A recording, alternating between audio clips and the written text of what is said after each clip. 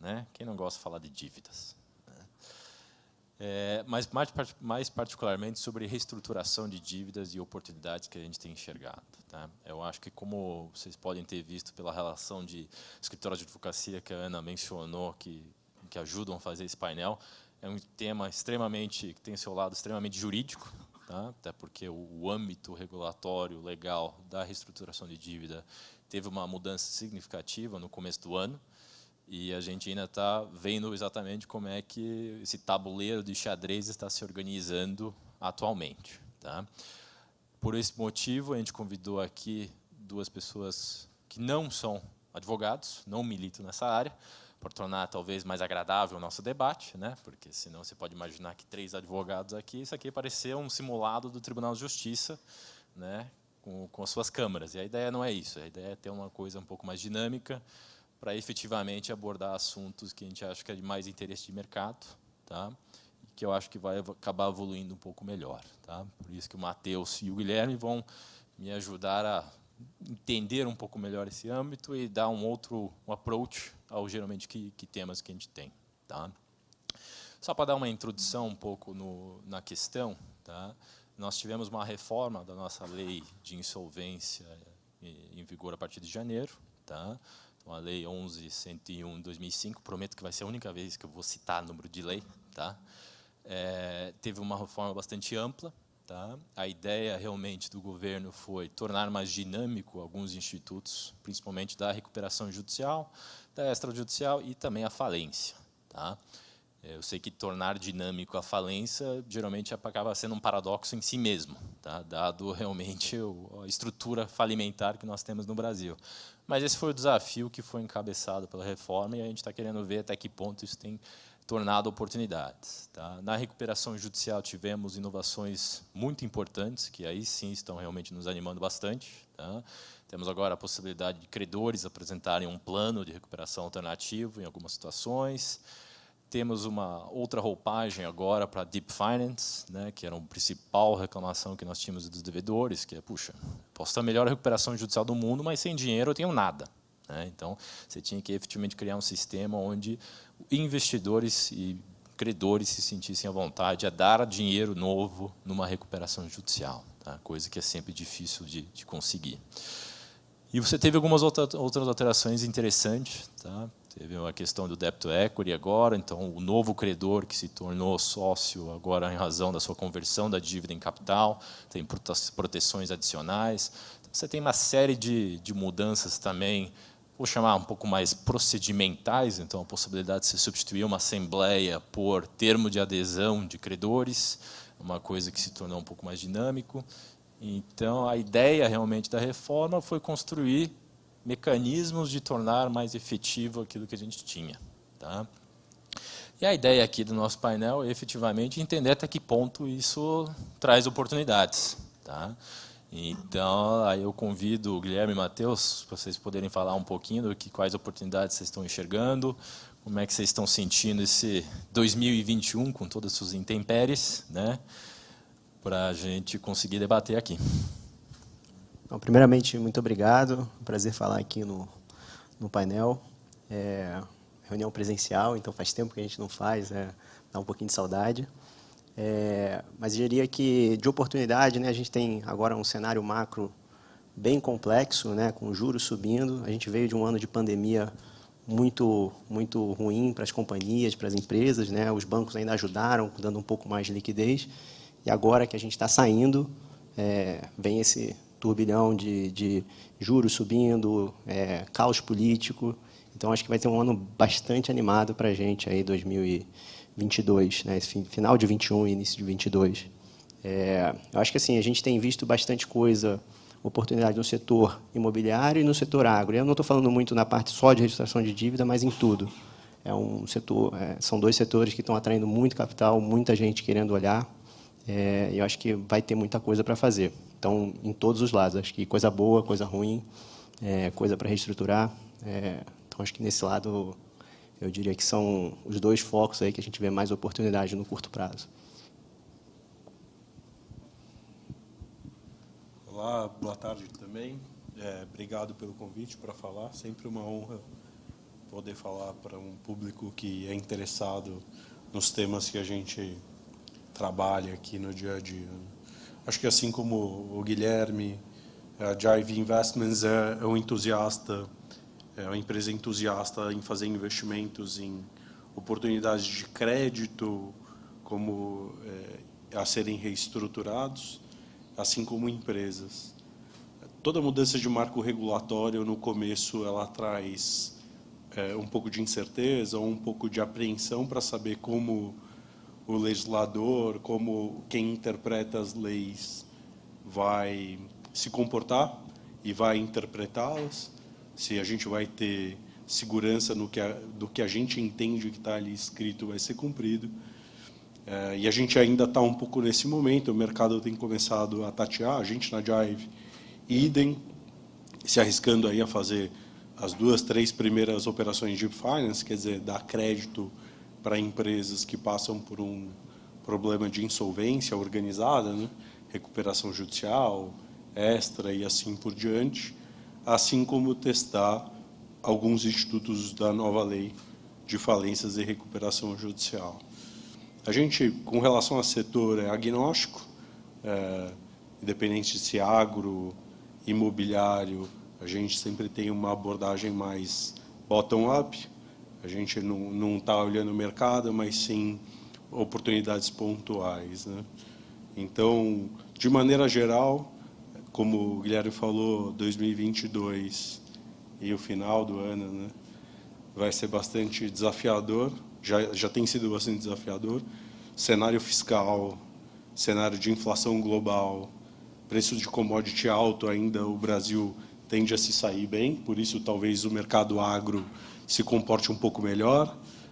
Tenho dúvidas sobre o mercado imobiliário, porque no cenário inflacionário tende a se comportar um pouco pior, por causa de custo de insumo, matéria-prima e coisas do gênero. Mas a gente olha aqui oportunidades mais bottom-up, a gente está naturalmente apreensivo como cidadão, animados quanto investidores desse tipo de situação. Maravilha, bom saber que vocês estão enxergando bem o mercado.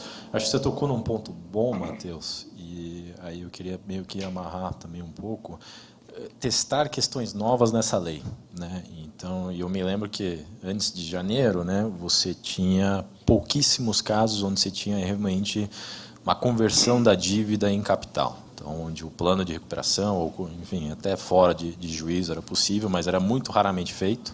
Ou seja, e situações normais, né? Você tem geralmente numa situação de insolvência, literalmente uma dívida impagável, né? Onde não é via pagamento puro e simples de dívida que você vai resolver o problema. Realmente vai ter que ter uma forma de conversão. Você vai ter que trocar uma parcela dessa dívida por participação na devedora. E isso sempre foi muito temido no Brasil, talvez ainda seja fora do âmbito da recuperação judicial, por uma questão de sucessão, né? Então, ninguém quer virar sócio de um pré-falido, vamos chamar assim, sem as devidas proteções. E uma das ideias da reforma foi realmente melhorar esse âmbito, ou seja, deixar claro que não haverá esse risco para o credor que receber participação dessa forma, tá? E essa é uma coisa que nós, pelo menos como os advogados, e ainda mais quem atua mais para devedor, está muito crente, porque essa é uma das pedras agora angulares do sistema. Se isso funcionar, você tem uma saída para muitos casos que eram, enfim, insolucionáveis, tá? Mas eu acho que até você, Guilherme, você teve uma experiência até anterior da lei com relação a isso, se puder contar para a gente um pouco, e daí agora como é que você enxerga essa nova possibilidade? Não, legal. Esse, de fato, é um tema muito relevante, né? Quando a gente está buscando investimento numa empresa que está com um problema de fluxo de caixa, está estressada, está em RJ, a gente sempre tem que tomar muito cuidado com como vai ser essa aquisição, se ela tem muita dívida. Então, é sempre muito complexo. Então, tomara que a lei venha para ajudar nesse ponto, porque até mesmo na aquisição de um ativo eu já tinha complicação. Imagina ser o dono da empresa, né? Então, é bem complexo esse ponto. Mas acho que um caso emblemático que a gente participou, e muita gente acompanhou no mercado, né, foi a reestruturação da Eneva, né, a antiga MPX do Ike Batista. Ela teve ali um problema de atraso nas obras, um problema de fluxo de caixa, O Brasil estava enfrentando, coincidentemente, a mesma crise hídrica que está enfrentando hoje em dia, e as usinas não tinham ficado prontas, eles estavam incorrendo em multas e mora, atraso, e acabou que não conseguiu entregar. Tentaram fazer as usinas, fizeram CAPEX e tudo mais, mas no dia de entregar não entregaram a energia. E aí acabou acumulando muita dívida e teve que pedir RJ, né? Esse caso foi um caso emblemático porque a gente conseguiu, na lei antiga, fazer um processo que eu tinha uma dívida, eu reestruturei essa dívida, peguei ação na companhia nova e consegui, de certo modo, ter uma reestruturação muito bem sucedida nesse caso, né? Porque os credores perderam parte por conta da conversão da dívida, mas, ao mesmo tempo, ganharam com a valorização do equity da companhia. E acho que isso só foi possível, e é super relevante esse ponto, porque era uma empresa relativamente nova, né? Então, você não tinha nenhum passivo trabalhista ou fiscal, que são coisas sempre recorrentes quando a gente está analisando um caso. Você tinha um acionista que, basicamente, entregou a chave da empresa, falou, olha, eu aceito ser diluído, você pode converter e a gente segue a vida. E acho que a terceira coisa é que eu não precisava de um deep financing para conseguir tocar essa companhia. Então, basicamente, acho que todos os pontos que você comentou da lei nova, que veio para melhorar, nesse caso não existia. Olhando assim, agora é fácil, né? Porque o deal já começou, teve o meio e teve a saída, né? Então, fui super bem sucedido. É um caso que a gente sempre volta e tenta olhar o que aconteceu, e eu acho que foi uma conjunção de fatores que possibilitou fazer isso, né? Então, tendo uma segurança jurídica, eu acho que pode ajudar bastante. É praticamente impossível hoje impossível é uma palavra difícil, né? Mas é muito difícil você encontrar uma companhia que não tenha dívida fiscal, dívida trabalhista, né? Um problema de sucessão do passado. As empresas têm um histórico muito, muito grande, né? Então, a gente acaba sempre esbarrando nesse ponto e é onde, de fato, você poderia ter uma reestruturação bem-sucedida, sem precisar ter alguém comprando a companhia ou ter um player entrando no mercado e, basicamente, só reestruturando e tocando a vida novamente, né? Acho que é um pouco do caso que a gente viveu, foi super bem sucedido. A companhia hoje está andando super bem, anda sozinha, acho que é um dos destaques aí da Bolsa, e acho que foi uma das poucas aí, mas acho que foi um bom caso para a gente testar a lei do passado e funcionou. Mas no final do dia, era uma companhia operacionalmente saudável, com bons acionistas, diga-se de passagem, bons gestores, e ela tinha um balanço a ser reestruturado. E a RJ funcionou bem como mecanismo. Esse é talvez o caso perfeito de uma empresa que precisa passar por uma reestruturação judicial, né? Então, ela é operacionalmente saudável, um bom acionista, quer dizer, a culpa não foi dele, né? Eu acho que na Canvas a gente sempre tem assim, quando a gente está olhando uma empresa, a gente pega a primeira coisa que olha, ele tem uma razão de existir, ele está nisso daí por um problema temporário, alguma coisa que apareceu do nada, ou se é uma coisa estrutural que não faz sentido a empresa existir. E aí acho que é basicamente isso, né? Eu acho que o principal ponto aqui que a lei traz, e em outras ocasiões antes da lei, e a gente também tem um caso não similar, né? Mas do ponto de vista de reestruturação também foi feito através de ações. A lei nova ela traz previsibilidade, né? Quer dizer, mas o passivo fiscal não vai ser pago, quer dizer, esse novo acionista não vai participar do pagamento do passivo fiscal, quer dizer, a empresa da parte dele vai estar quitada. Não é nada disso. Significa que o passivo que está ali não vai chegar até o novo acionista. Então, quando você vai fazer um investimento, razoavelmente, a conta está ali determinável. Determinada não, mas determinável. E você tem a certeza que você não vai gastar mais dinheiro. Você vai saber qual é o fundo do poço. No fundo do poço não vai ter um alçapão para você cair ali dentro, né? Então, isso foi uma grande inovação da nova lei. Questões de sucessão para as partes, para o investidor, e até mesmo para os ativos que você está levando. A gente fez 2 transações, onde depois já de um plano aprovado, uma transação depois de um plano aprovado, a gente veio comprando créditos e convertendo em ações da companhia, Aqui ela era uma True Corporation, que é a Viver Incorporadora, e chegou a ter quase 52% da companhia. Depois novas dívidas foram convertidas e a gente foi diluído, né? E ali foi um play que a gente precisou ingressar em conselho de administração, em alguns comitês da companhia, para ajudar a fazer o processo de reestruturação. Um novo management foi contratado e a companhia conseguiu sair da recuperação judicial, ter um follow-on, ter uma capitalização, e hoje ele está prestes aí a voltar a lançar ou comprar novos investimentos, fazer novos investimentos no mercado imobiliário. E aí tem todo esse meu concern aqui sobre o mercado imobiliário, mas fatalmente a companhia está viva, né? E aqui foi, de novo, a reunião de credores, assim como na Eneva, dizendo, olha, na verdade, a única forma de recuperar essa companhia é a gente pulando para dentro do quadro societário, e quem não quis vendeu o seu crédito para quem tinha essa disposição. Acho que um outro exemplo que a lei nova traz é o processo de venda de ativos em leilão judicial. Para quem não conhece a lei, a história da unidade produtiva isolada, que é a UPI, famosa UPI, né? E agora também pela nova lei você acaba não trazendo sucessão, né? Sobre os passivos que a companhia tinha. E a lei também foi melhorando, e o arcabouço jurídico foi melhorando para dizer, mas agora o fisco vai ser prejudicado? Poxa, não, também começaram a olhar para o fisco, e o fisco, agora para você fazer um OPI, você precisa da CNDs, precisa ter a certidão negativa de débito, e aí criaram um mecanismo de refinanciamento, o que é muito interessante, usando prejuízo fiscal e coisas do gênero. É o ideal? Acredito que ainda não, mas certamente foi uma evolução, né? Então, dentro do processo de reestruturação para o credor, ele passa a ser um pouco mais seguro. Para o devedor, ele passa a ser um pouco mais desafiador. E, de fato, você precisa entrar numa recuperação judicial, quando for o caso, de forma bastante mais planejada, né? Contratando um bom advogado, um bom consultor financeiro, porque deixou de ser uma molezinha, né?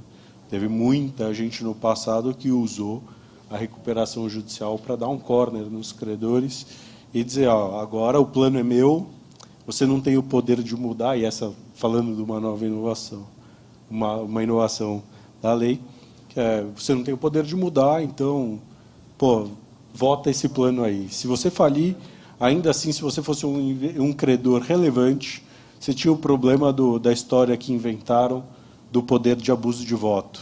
Quer dizer, você é um credor relevante, você botou muito risco naquela companhia, apostou que aquilo tudo ia dar certo, que o crédito ia ser pago, e na hora de apresentar o seu voto e a sua vontade, naturalmente, você fala, olha, você não negociou direitinho, você não cumpriu todos os requisitos, você está abusando da sua posição, né? Aí você fala, poxa, mas eu arrisquei aqui alto nessa companhia, e como assim eu estou abusando da minha posição? Não, você não sentou para negociar. E aí, obviamente, você, que é investidor e faz isso de forma profissional, vai tentando, né, você lê a jurisprudência, lê as decisões, aí você vai checking the boxes, o que você precisa fazer para não ter alegação do poder de abuso de voto, e vai rebolando. Hoje, com a nova lei, eu acho que até a figura do poder de abuso de voto deve deixar de existir, né? Porque eu sou credor e eu posso propor um plano alternativo. A gente chegou a fazer isso num caso recente. Aliás, meu advogado chegou ali agora. O Mágio, bem-vindo. Em propor um plano alternativo ainda no cenário da lei antiga. E aí, obviamente, né, o AJ falou, mas eu sei que a lei já saiu, mas só que a lei antiga você não pode, né? E aí você fica meio assim e fica tentando criar teses, né? Maravilha. Acho que estão vendo que nossos debatedores são muito qualificados, né? Então, eu aqui como advogado vou até tomar nota, porque tem muita coisa que a gente aprende. Uma coisa eu acho que vocês tocaram, que eu acho que cabe também mudar, a lei, a reforma dela, ela tenta mudar muito a cultura do judiciário, né? Então, ela tenta endereçar pontos que o mercado olhou para a jurisprudência e falou, isso não vai dar certo. Tá? Então, meio que nessa tônica é que se tentou endereçar risco fiscal. Puxa, vai chegar um momento onde não dá. Não adianta eu vender um ativo, pagar credores cíveis ou trabalhistas, etc., mas eu continuo aqui com um problema muito sério fiscal. Então, isso teve que ser endereçado de uma forma. A questão da garantia da cessão fiduciária, da alienação fiduciária. Aí pode caber crítica se era para manter dentro, manter fora ou não, mas o fato é que o Legislativo tentou tratar de uma forma onde ele enxergou que a jurisprudência ou estava certa ou está errada. Tá? Na falência, por exemplo, você tem uma imposição de prazos que é justamente para dar celeridade, para dar movimentação para um processo que o judiciário em si tem muita dificuldade em como mover. Tá? Mas uma coisa que eu queria sentir de vocês dois é até que ponto isso mudou do devedor, ou seja, o empresário hoje que está em crise, tá? Cuja última coisa que ele, já era difícil convencer o teu cliente quando ele precisava muito entrar em recuperação judicial, por favor, entre. Tá? Se isso talvez mudou um pouco, porque agora você tem uma situação onde há mais soluções do que antes, há mais possibilidades que antes, e eu acho mais, né? Como vocês podem ver pelas palavras dos nossos debatedores, né? Os credores estão muito mais envolvidos. Você tem uma sofisticação maior do que aquela mera questão de negociar um crédito. Entendeu? Você tem pessoas que estão vindo atrás de soluções para os casos. Tá? Então, mas eu queria ver se para vocês já tem sentido um pouco, se mudou um pouco o paradigma do empresário devedor. Ou seja, aquele cara está um pouco mais propenso a ouvir, a tentar, enfim, entrar de uma maneira organizada na RJ, ou como acontece muitas vezes na nossa vida, a gente recebe uma ligação de uma penhora na sexta e daí na segunda-feira protocola do jeito que está. E às vezes é assim, não tem muito o que fazer, é a vida. Mas, provavelmente, alguém já falou, pô, você devia ter entrado, e só quando realmente o muro bate na porta é que as pessoas tomam uma decisão. Tá? Meio que sentir se isso já mudou, se ainda temos que caminhar bastante nisso.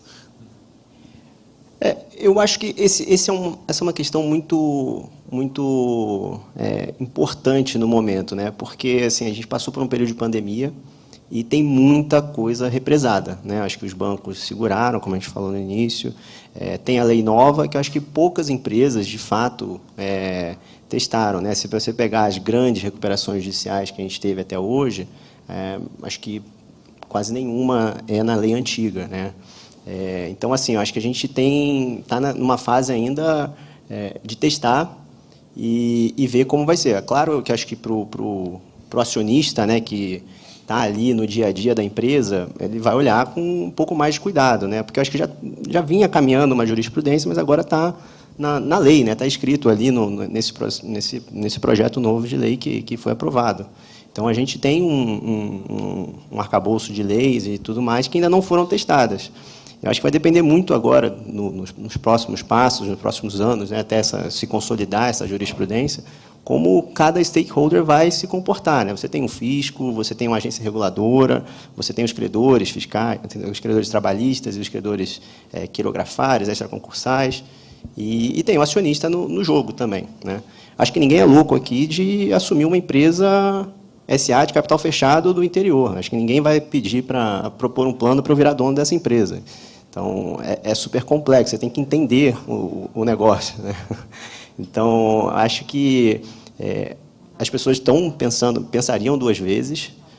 Acho que teve casos aí no passado que as pessoas pensaram se esperar ou não a lei para entrar, mas acabaram entrando. De qualquer forma, acho que a gente vai ver ao longo dos anos aí, a gente vai aprender bastante, vai usar bastante seus serviços aí. Eu acho que o Guilherme tem um ponto, né? Até em função da pandemia e uma situação de crédito que, acho que uma das primeiras vezes, ela não foi criada dentro do mercado financeiro ou por uma situação fiscal ou por uma situação macroeconômica, né? Evento esperado, mark clauses, né, foram tiradas e executadas. Então, os bancos, vai aqui um elogio, geralmente a gente fala de banco, a gente não, né, mas o senso comum fala do banco como um vilão, e aqui não, né? Eu acho que principalmente os 3 grandes bancos do país tiveram um papel importantíssimo para segurar um pouco a economia e essa quebradeira que poderia ter sido no meio da pandemia, e eles postergaram as dívidas, então, e a lei coincide com esse período, então a gente não tem visto grandes companhias acessarem a recuperação judicial. Por outro lado, além disso, o mercado financeiro também está se descentralizando, quer dizer, banco grande também já não é mais só, não é o principal, ou continuam sendo o principal protagonista aqui, mas você já tem assets fazendo estruturas de crédito bastante mais sofisticadas, e aí usando garantias um pouco diferentes, mais exóticas, como participação societária. E eu acho e a execução dessas garantias, elas têm se provado até no ambiente de recuperação judicial. O judiciário fez um bom trabalho aqui em São Paulo, por exemplo, em deixar com que tomassem o controle de companhias. É o caso ali do pessoal da Lone Star na antiga Odebrecht Agroindustrial, que eles conseguiram lá decisões para tomar o controle da companhia e decisão mantida, né? Eles estão lá operando. Então, tem uns caras aí que tomam controle em companhias. Não foi a gente, mas a gente já tentou. E aí o devedor resolveu sentar na mesa para negociar, né? Ele estava abusando do poder de voto dele. E aí a gente conseguiu fazer um bom acordo, mas se precisasse, tinha, né? Eu até falo, eu não queria virar usineiro, mas se o cara me forçar, vou virar. Eu vou fazer o quê? Eu preciso honrar cada centavo do meu investidor aqui. Dinheiro não aceita desaforo, não é como falam. Então você precisa lançar a mão de todo o que você tem de ferramentas para recuperar o teu investimento. Então, e eu até acho, eu sou menos cético com relação ao estatuto lá da conversão de dívida para equity. Eu acho que vão ter empresas especialistas nisso, né? Eu gosto de falar bem de concorrente, porque tem uns que merecem. Nem sei se são meus concorrentes, mas você vê, né, o pessoal da RK mesmo lançou um fundo junto com o Itaú para fazer isso. E fazer reestruturação ou fazer operações de crédito de bridge com ações em garantia.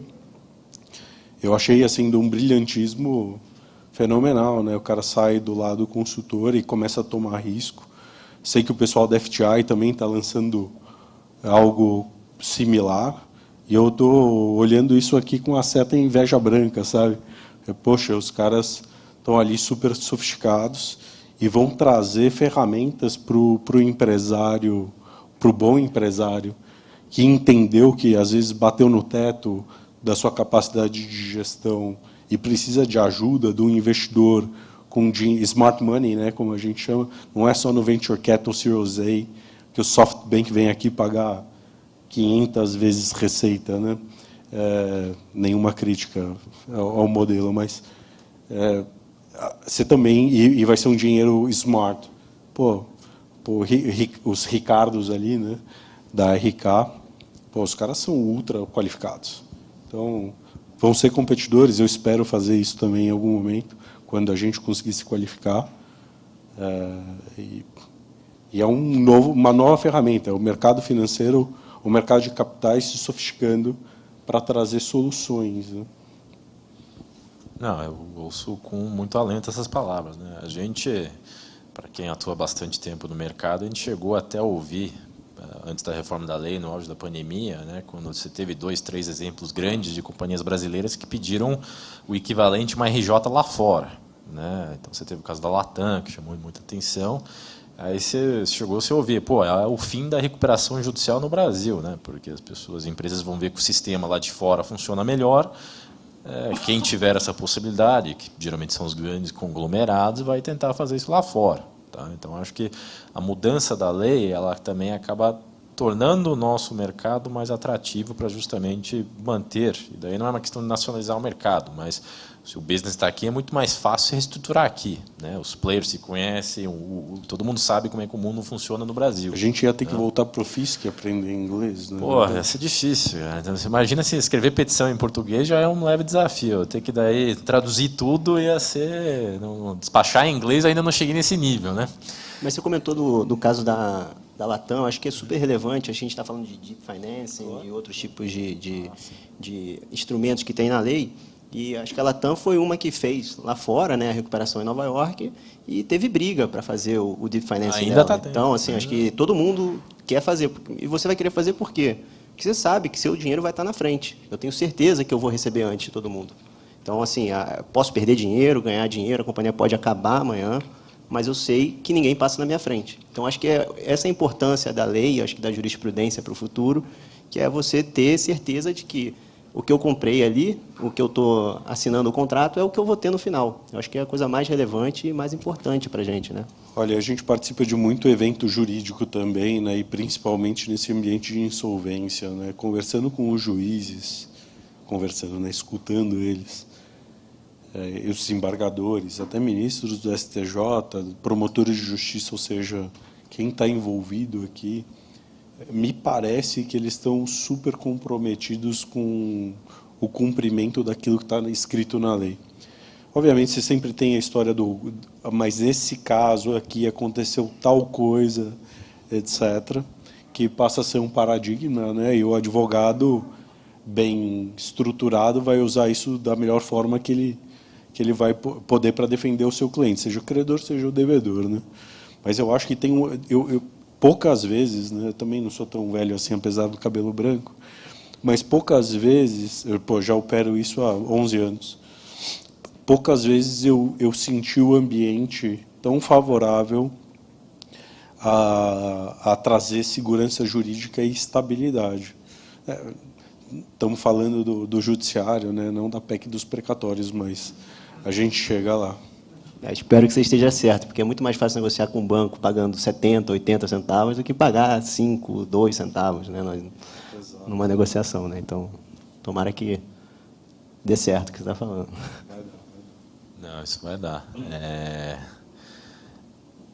Um outro cenário que eu queria ver com vocês, e aí você falou em 2, 3 centavos, me lembrou geralmente onde a gente enfrenta essas discussões mais acaloradas, que é no cenário de falência, né? Que é um bicho difícil de lidar no Brasil, pelas regras jurídicas, etc., mas principalmente pelo tempo, pela demora. Então, hoje em dia, que era a principal ameaça do devedor, inclusive, numa negociação de RJ. Né? Então, puxa, esse é meu plano, vamos voltar a alguma coisa parecida com isso, senão vai à falência, e o credor sabia que efetivamente tinha poucas chances de aproveitar alguma coisa. Né? A falência é aquela coisa, decretou, lacrou, acabou e dificilmente alguma coisa sai dali. Tá?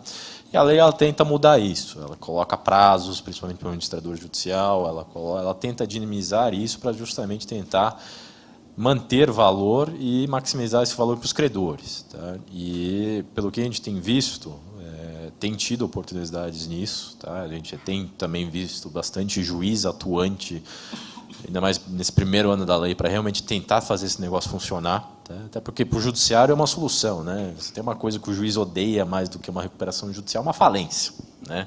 Então, acho que ninguém era um torcedor mais veemente pelo sucesso de uma recuperação judicial do que o juiz e o pessoal que trabalhava na vara. Né? Tinha uma RJ numa vara do interior, enfim, a coisa que ele mais...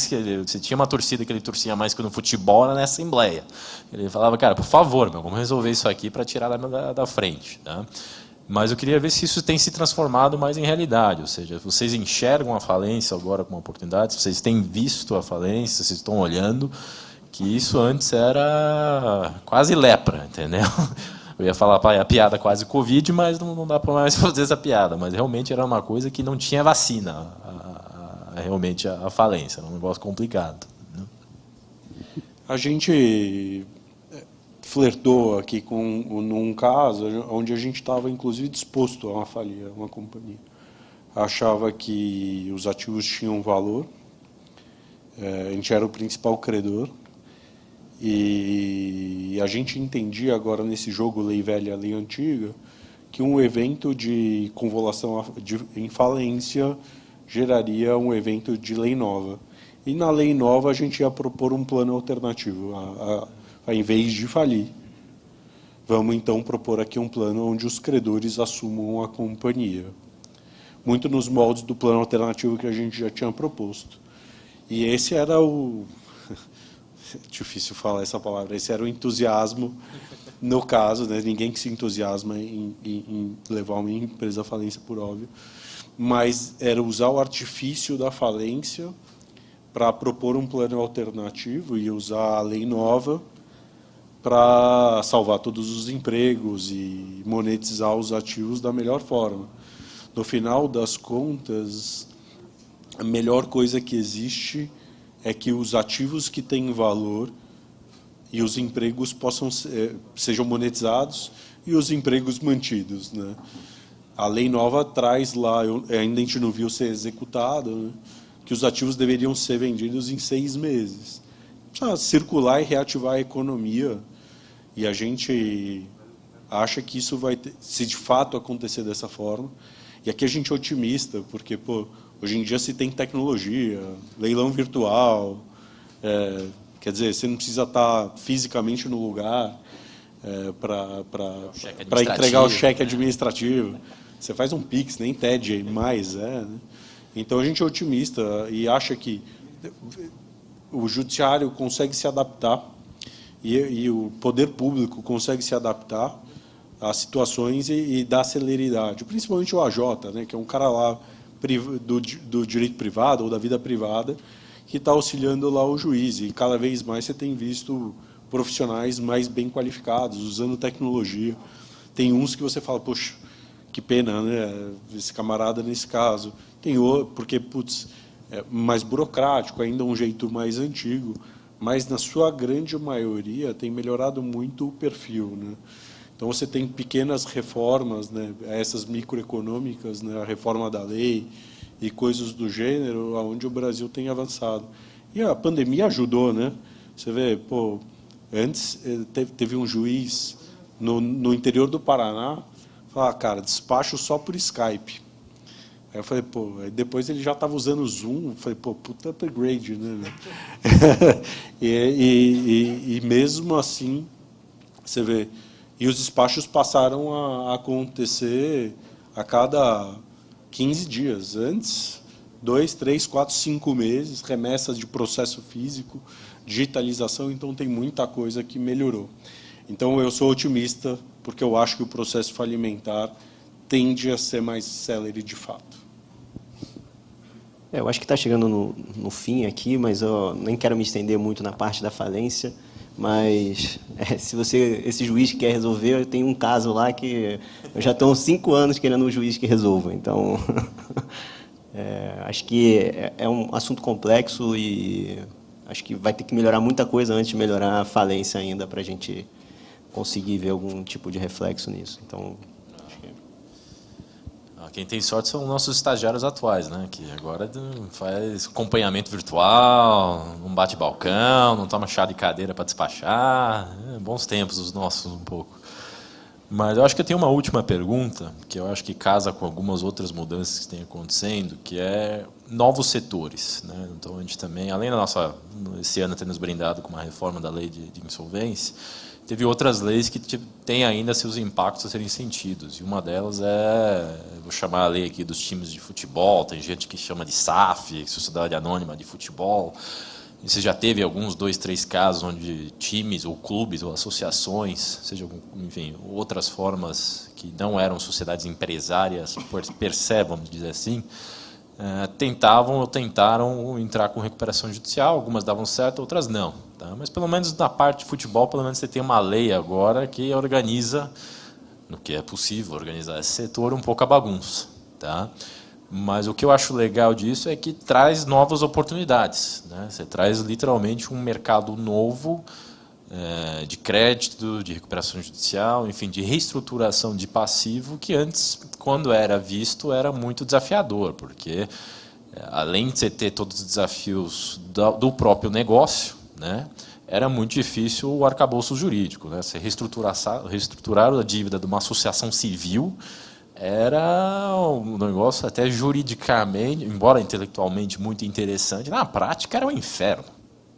E eu acho que muito deve continuar nisso. Eu acho que a lei do SAP vem mudar isso, mas eu queria saber de vocês, se vocês enxergam isso como um novo mercado a ser explorado, e se tem algum outro que vocês estão enxergando que agora tem tido essa tendência, até que ponto faz sentido eu ter uma lei que restringe a reestruturação. Puxa, clubes, por exemplo, não só clubes de futebol, mas às vezes você tem clubes de vôlei, você tem clubes de outras atividades que também têm passivos, também precisam ser reestruturados, né?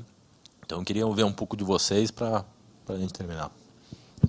Como um cara de crédito, a gente normalmente é muito mais cético do que o restante do mercado, né? Acho que está todo mundo falando dessa parte de clube de futebol, tem muita coisa de investment banking acontecendo, mas o passado nunca foi bom, né? Então, tanto é que em alguns fundos nossos tem no regulamento que eu não posso investir em time de futebol. Tanto é o medo do gringo quando vai investir no Brasil. Falar, você não pode investir nada relacionado à política, mídia e time de futebol. Então, a gente teve, no passado, muita gente achou que tinha um investimento e daqui a pouco chega uma dívida trabalhista de 200 milhões, 300 milhões de reais e toma tudo, né? Você tem o direito de imagem, direito de TV e chega um cara desse, bloqueia e nunca mais você vê o dinheiro. Mas, se evoluir, eu acho que primeiro tem que existir, o time tem que ficar bem para depois ele quebrar, então daqui a pouco ele vai reestruturar a dívida, né? Eu acho que nesse primeiro momento a gente está acompanhando de longe, mas fica um pouco de fora, sempre cético com isso. Tá aí. A gente um pouco contrário aqui, né? Eu acho que a lei foi bem escrita, a gente virou aí, não especialista, mas a gente já leu ela umas 15, 20 vezes, pelo menos, para ver se era aquilo mesmo que estava escrito, que a gente tinha interpretado. O mercado, né, eu acho que o mercado de entretenimento como um todo, o sistema financeiro ainda tem muito ceticismo, porque a gente nunca conseguiu ter um case de sucesso. Quer dizer, você teve alguns na Bolsa, inclusive, para shows e coisas do gênero, e acabou sendo uma ação errática e que você teve alguns tipos de problema, mas eu acho que é alguma coisa nova. Obviamente, para emprestar dinheiro para essa classe de ativos ou empresas, e agora são empresas, né, para aquelas que o clube autorizar por seu estatuto se transformar na tal da SAF, eu acho que é um mercado a ser testado, porque você tem um público muito grande, você tem pelo histórico lá dos programas de sócio-torcedor, você tem uma constância de recebimentos. Então, você tem clubes grandes, né, dentro do Clube dos 13, que a gente chama assim. Se você for olhar o balanço, ele tem maluco para tudo, né? Eu gosto de ler balanço. Quando sai no jornal, eu ainda folho e fico olhando lá balanço. Se você olhar essa linha de receita... Oi? Por isso que publicam até hoje. Tem um ou dois que ainda... Malucos, né? Então, se você olhar essa linha de receitas, ela é constante. E você vê grandes operações de estádio, por exemplo, aí não dá para falar qual, né? Mas aonde você vai olhar que o sócio-torcedor pagou a conta. Durante a pandemia, poxa, o clube, na verdade, não perdeu um real na conta de sócio-torcedor. Então, quando você começa a observar essas linhas de receita, obviamente, jogador é mais errático, premiação é mais errático, mas você olha a renda de arenas, renda de sócio-torcedor, você consegue ver alguma estabilidade. E, obviamente, você vai precisar montar o teu crédito, ou como você ancora essa transação dessa forma. Além disso, a lei também trouxe o sistema de reestruturação de execuções, ou concentração de execuções, acho que esse é o nome da lei. E, se você olhar, é um sistema organizado, onde, principalmente, ele coloca também uma cascata, né? Um waterfall ali de pagamento de credores prioritários. E, quando você olha esse tipo de coisa, você fala, poxa, eu conheço um mecanismo da lei parecido com esse. Acho que clube de futebol é um. Você está olhando outros mercados, por exemplo, a gente falei de precatórios aqui, tentando descontrair um pouco, para não chorar, né? Mas se você olha, hoje no Valor Econômico, saiu uma reportagem onde um bom advogado, não lembro o nome dele, mas fica a homenagem, poxa, o fisco precisa começar a se pronunciar sobre as restituições de impostos num prazo mais curto, porque 5 anos não dá. E aí você vai dizer, putz, eu consigo fazer uma operação de crédito baseada na restituição desse imposto? E parece que sim. Se você considerar a banda de 5 anos, já dá, né? O problema é custo de capital para isso, né? E ainda, quando você começa a regular de um lado, se você perde, de um lado, regulação no sistema de precatórios, mas você traz também a autoridade para responder um pouco mais rápido. Acho que na história do PIS e COFINS, na base do ICMS, esse já é uma realidade, é um problema que várias empresas consideraram isso como um ativo, várias listadas, inclusive, e colocaram nos seus balanços, mas começa lá uma auditoria qualquer e, putz, você perde 3 anos discutindo, né? Se o fisco responder em 120 dias, 180, você tem alguma segurança jurídica fazer coisa. Então, o mercado ele acaba se ajustando e criando fortalezas, né? Obviamente, tudo que é jurídico e tese, baseado em tese, você tem um risco. Olha lá a história das empréstimos compulsórios da Eletrobras, mudado um julgamento no STJ, no embargo de declaração com efeito modificativo, quer dizer, um negócio que, para quem é advogado, eu sou, infelizmente. Mas eu não advogo faz tempo, então estou quase limpo. Brincadeira à parte, eu adoro advogado. Não vivo sem os meus. Mas, no final do dia, quer dizer, ninguém esperava uma modificação numa tese jurídica que me parece justa, sendo modificado da forma que foi, né? Mas aqui é o business de tomar um pouco de risco e apostar na reestruturação. Quer dizer, muitas vezes, e aí para fechar aqui, já que é o tema reestruturação de dívida, o único ativo que uma companhia tem é um ativo fiscal. E que precisa de um pouco... a gente viveu comprando ativos fiscais em recuperação judicial. Tem uns até que a gente estruturou e esses caras foram mais eficientes na hora de precificar. Fica o cutucão, né? Mas concorrência é isso. Pagamos mais caro, então. Pagaram mais caro um pouco. E, no final das contas, quer dizer, se você tiver um pouco de estabilidade, você consegue também reestruturar a companhia usando esse ativo fiscal. O que importa, no final do dia, é o Estado, e aí falando um pouco de cidadania, né, precisa deixar de ser tão robesiano, né? Porque, de um lado, eu tenho a voracidade de cobrar e tenho direitos especiais, do outro lado, eu deveria devolver com, pelo menos, fortaleza de um processo e de um arcabouço jurídico que traga estabilidade, né? E é isso.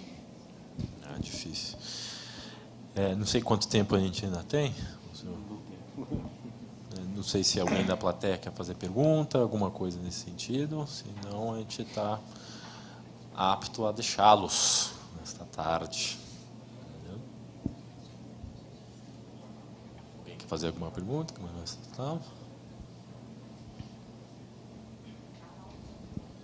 Ótimo, adoro quando a plateia está assim, feliz, contente, né? Eu costumo falar que quando me perguntam quando eu quero palestrar, eu falo, cara, sempre antes do almoço, entendeu? Porque daí se eu sou bem rápido, ninguém reclama, né? Porque todo mundo quer almoçar, entendeu? Mas aqui antes tem outros painéis, outros também temas interessantes. Mas, gente, é com isso que eu pessoalmente queria agradecer. Eu achei interessantíssimo o debate. Aprendi muito, espero que vocês também. Tá? E, enfim, queria só passar a palavra final para os nossos dois ilustres aqui, para também darem suas últimas palavras. E, novamente, agradeço a todos e agradeço muito a organização do evento também, que está realmente um primor. Tá? A gente sabe o desafio que é fazer um evento presencial hoje em dia, então, realmente merecem parabéns. Eu queria agradecer a oportunidade novamente. Acho que é sempre legal escutar e debater aqui, trocar experiências. A gente fica à disposição, caso queiram bater um papo. Acho que deixar uma mensagem final de otimismo sempre, né? Acho que reestruturação de dívidas em empresas sempre difícil fazer, principalmente quando você está do lado da empresa a ser reestruturada. Mas sentar na mesa, negociar, usar do arcabouço jurídico disponível, você tem solução para todo tipo de problema financeiro, né? A gente já viu de tudo um pouco. Empresas que a gente considerava morta, ressurgirem e brilharem, né? Então, fica a mensagem aqui de otimismo. Queria agradecer também a oportunidade de falar, debater aqui, acho que é super relevante. Estava sentindo um pouco de falta também, ficar só no Zoom, né? Você não sabe como é que estão as pessoas e que estão prestando atenção de fato ou não. Mas acho que foi super relevante. A gente é um assunto que acho que final de 21 início, e 22 vai ser, acho que um tópico muito, muito relevante. E acredito que, acho que apesar das dificuldades, tem saída. Acho que tem todas essas melhoras da lei. E a gente pode, claro, como um player, um investidor em reestruturações, em empresas com necessidade de caixa, sempre prover algum tipo de capital, alguma solução. Acho que é super relevante, acho que isso é enriquecedor para o mercado. Então, acho que é um pouco disso. Obrigado a todos aí.